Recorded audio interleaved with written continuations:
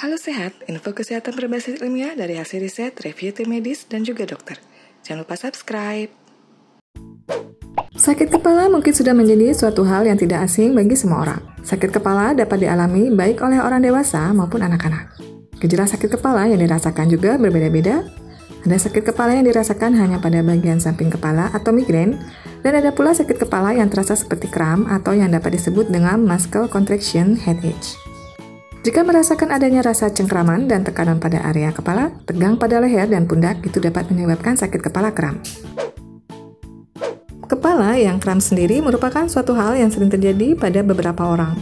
Durasi episode dari sakit kepala ini sendiri dapat dirasakan berbeda-beda pada setiap orang, mulai dari 30 menit hingga 7 hari. Adapun beberapa gejala yang dapat dirasakan adalah sebagai berikut.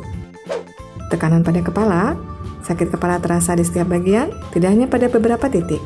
Leher dan pundak terasa tegang, dan tegang atau ada tekanan pada dahi dan bagian belakang kepala. Penyebab pasti sakit kepala kram ini masih belum diketahui, tetapi terdapat beberapa faktor yang menyebabkan sakit kepala, seperti otot leher dan bahu yang tegang. Beberapa faktor yang menyebabkan terjadinya kepala sering kram adalah sebagai berikut. Tekanan dan stres, postur tubuh yang salah ketika bekerja, tekanan darah tinggi, stres secara fisik dan mental, terlalu lama membaca, menulis, atau kegiatan lain yang membutuhkan konsentrasi yang lama pada mata.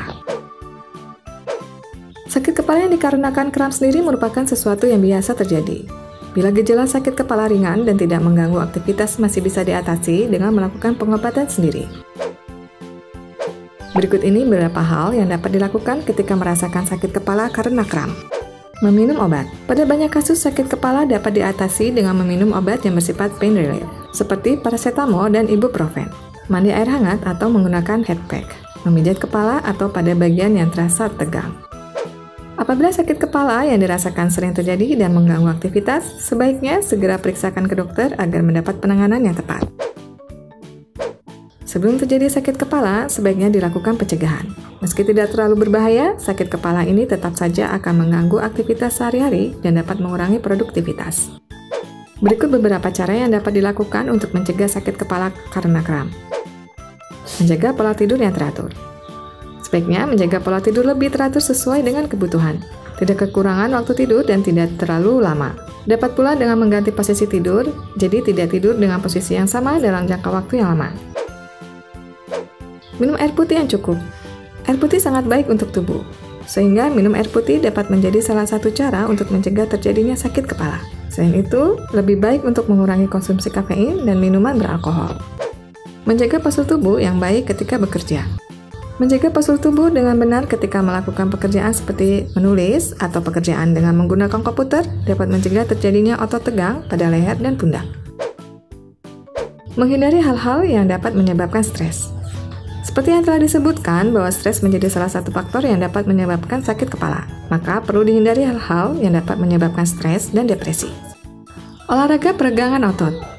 Melakukan peregangan otot di sela-sela mengerjakan pekerjaan dapat membantu otot lebih rileks dan tidak tegang. Olahraga yang teratur juga sangat baik untuk dilakukan guna mencegah sakit kepala.